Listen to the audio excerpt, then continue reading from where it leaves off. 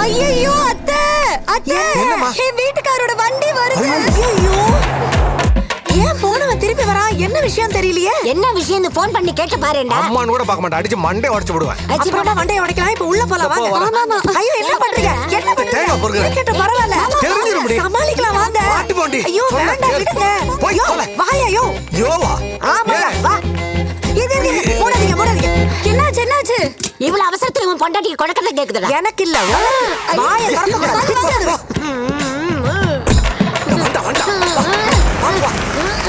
போடா.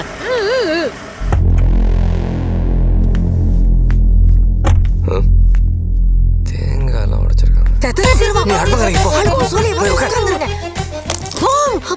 ஆமா, ரொம்ப முக்கியம்.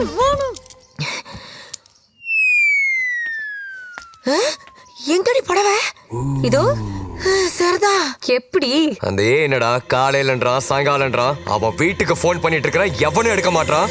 குடும்பத்தோட சேர்ந்து டிராமா பண்றானுங்களா திருட்டு நாய்ங்க. என்னங்க அதுக்குள்ள வந்துட்டீங்க?